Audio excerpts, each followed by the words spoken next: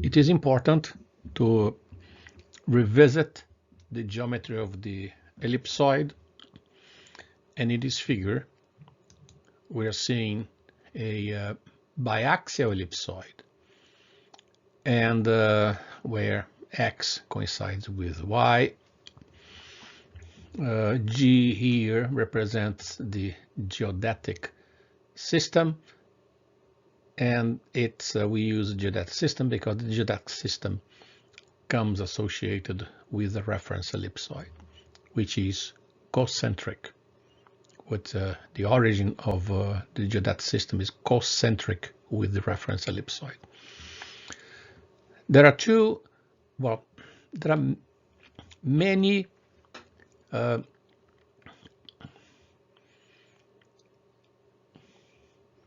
normal sections that we can define.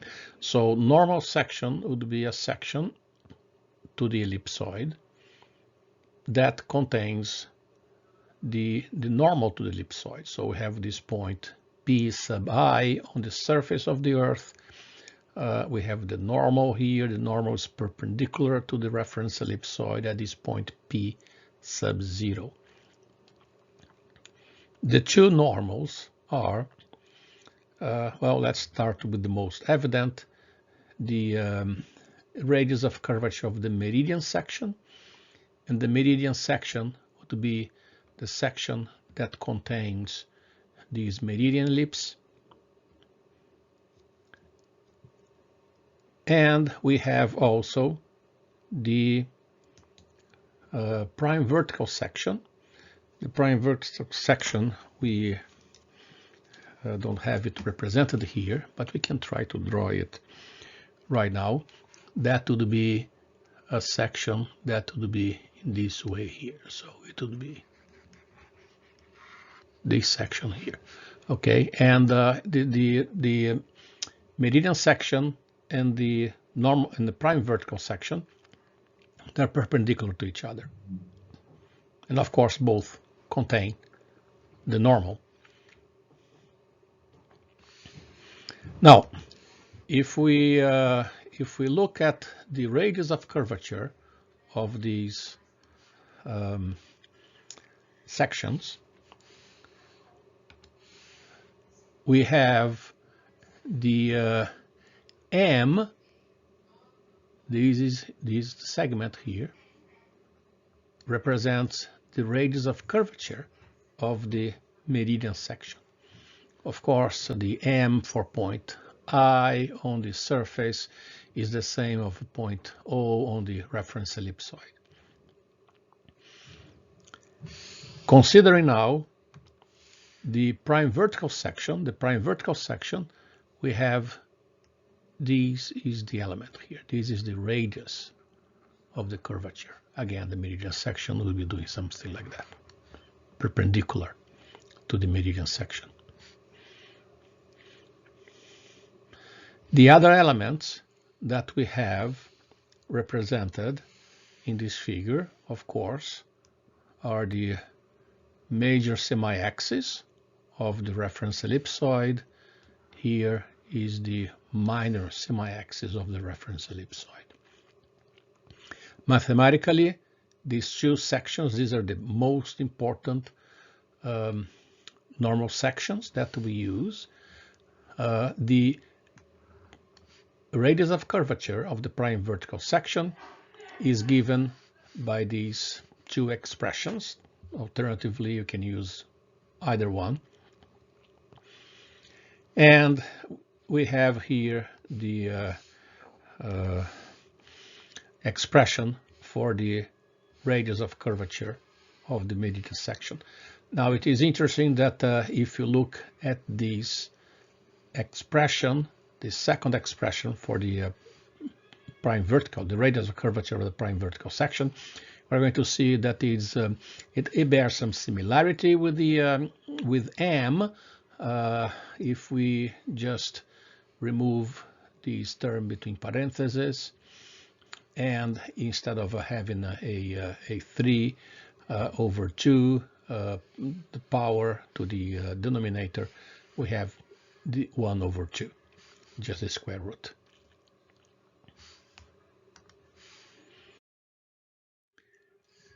So other elements in the equation are the eccentricity.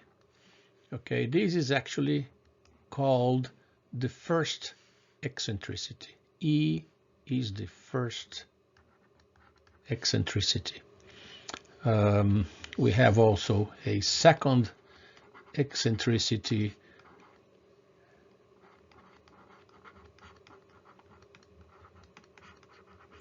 that is given by E, the square root of A square minus B square divided by B square.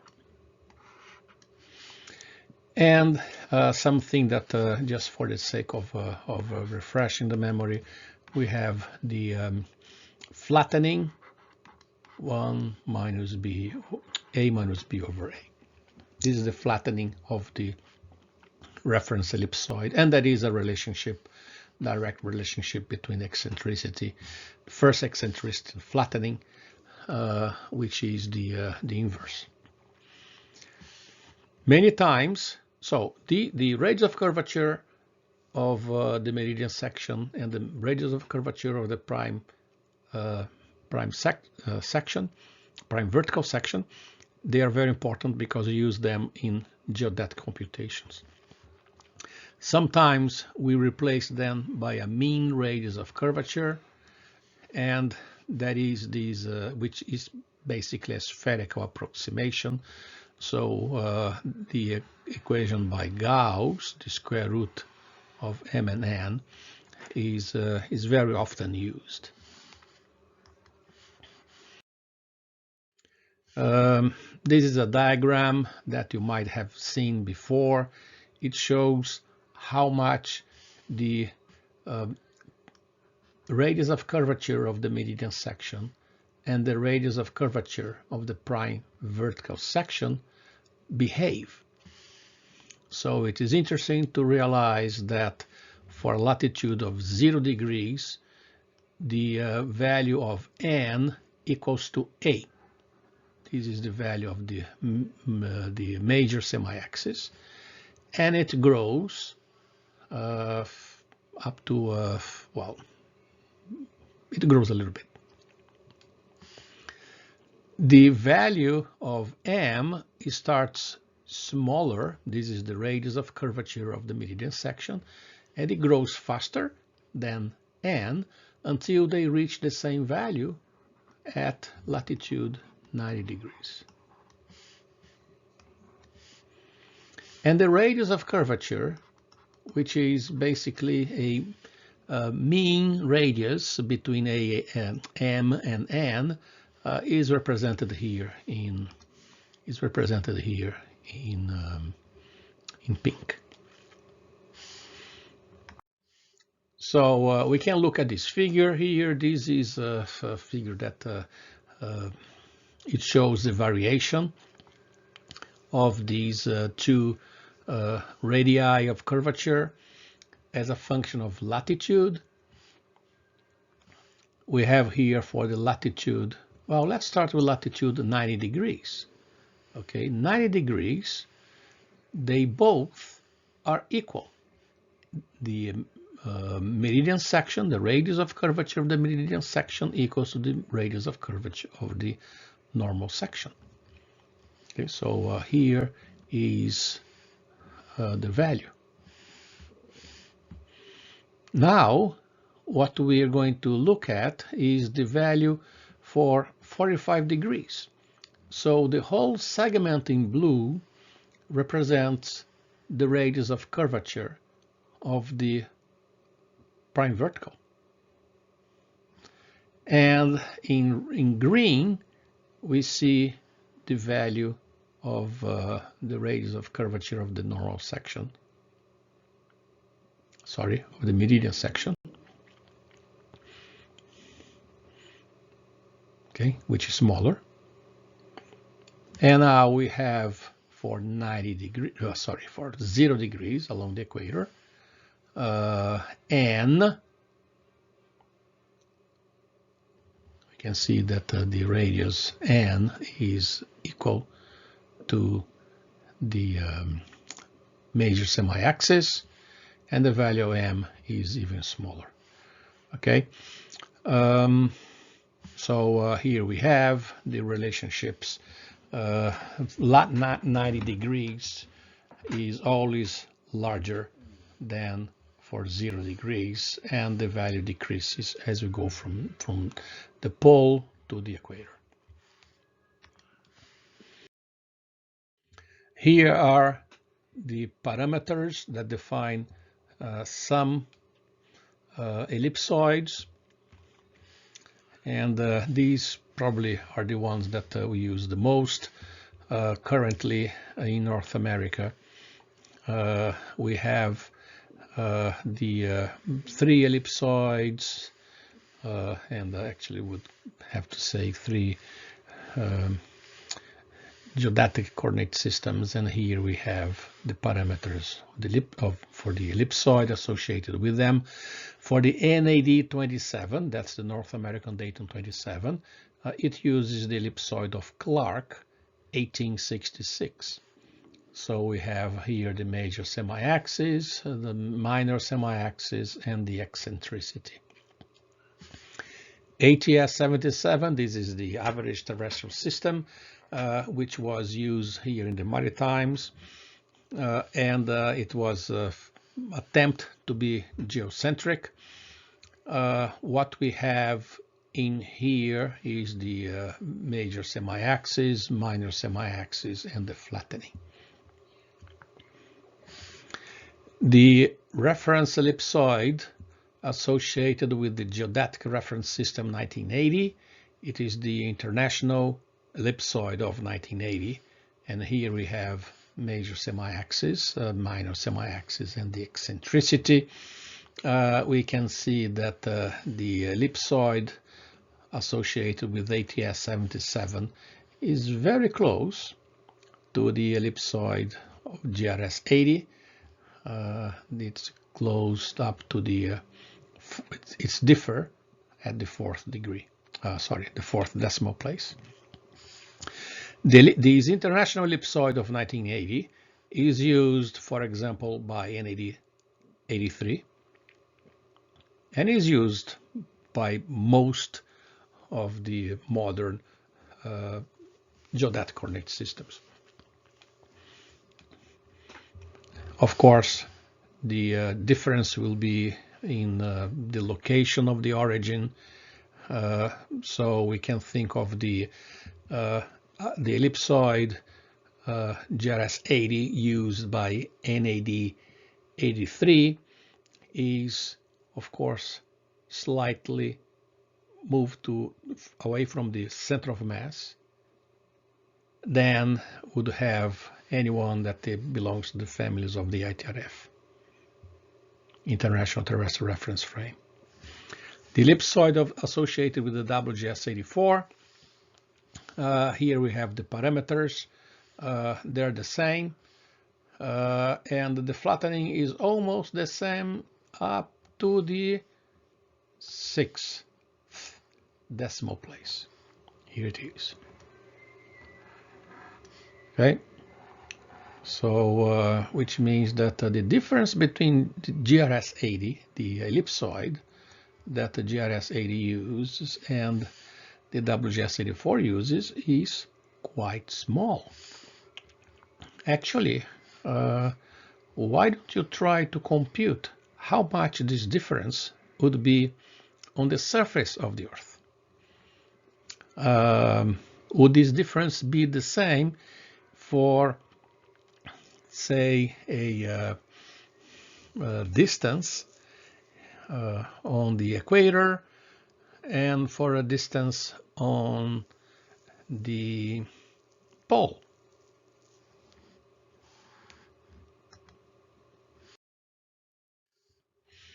Let's finalize this discussion on the geometry of the reference ellipsoid by looking at this figure here, which was built with many objectives in mind. To begin with, what we have here is, of course, let me use a pointer. We have the X, Y, Z coordinate system. Let's think that is geocentric, or, well, may not be geocentric, but it is concentric with the reference ellipsoid.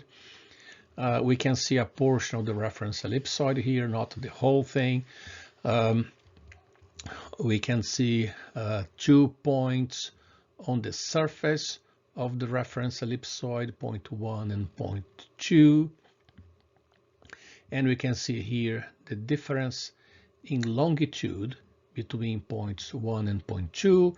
And here we can see the difference in latitude between points 1 and 2.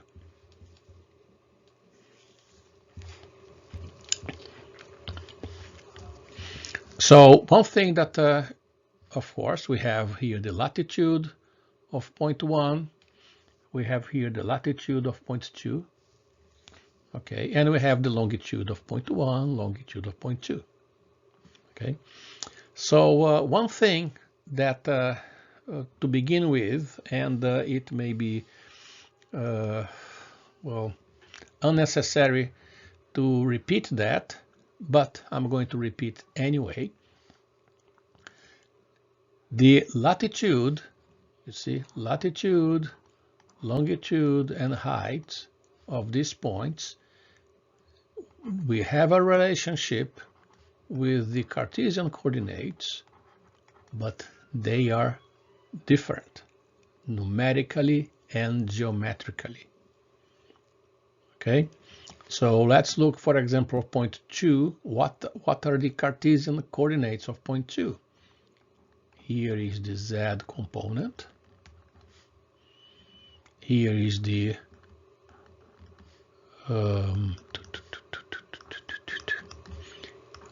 here is the Y component. Here is the X component. Okay. What are the latitude of these points? So latitude of point 2, well, longitude is here. This is the longitude of point 2. This is the latitude of point 2. Okay, and the height, because the point is on the reference ellipsoid, height equals to 0. So the numerical value, the geometric representation, what they represent geometrically, and the numerical values are different. Okay, so height is not the Z component. You can see here the Z component is very large. Okay, and the height equals to 0. Besides, the height is along the normal. Okay, and the Z component is along the Z axis. So we should not fool ourselves. This is the first thing. And the second thing now is that what is it better to work with? Cartesian coordinates or geodetic coordinates? Well, it will depend what we want to do. Certainly, if we want to talk to our boss, or well, maybe not necessarily our boss, but if you want to talk to the public in general, they will not understand, okay, that delta Z between points 1 and 2 represents a segment counted along the Z-axis that points towards the pole. They're going to understand if you talk about in terms of distances on the surface of the Earth. Now, if you want to talk about distance on the surface of the Earth, of course, for example, delta phi would be latitude of point 1, point 2, and latitude of point 1, the difference. If these points are close by, okay, we're talking about a few arc seconds. So imagine, oh, what's the difference between these 2 points? So the difference is they are 15 arc seconds in north and 7 arc seconds in east. Nah, that doesn't make sense. That doesn't make sense at all.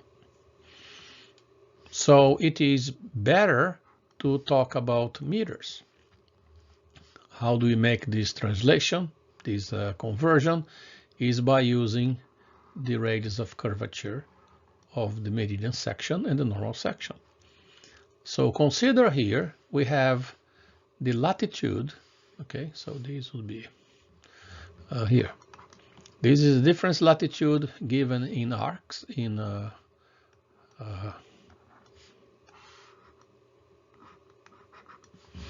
okay. So if we multiply, these would be radians. If we multiply by m, these would be meters. We have the difference in latitude in meters.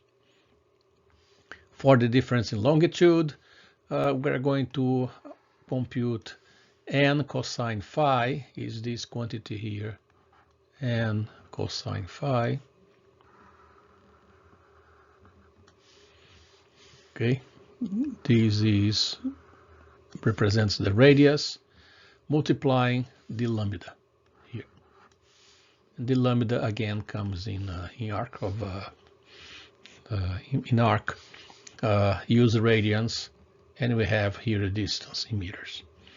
So the distance on the reference ellipsoid between these 2 points would be now delta phi meters square plus delta lambda in meters square.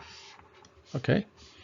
If we have a height, also we have to add the height in here. So it's much easier. So 2 messages here. Don't mix up Cartesian coordinates with curvilinear coordinates, never.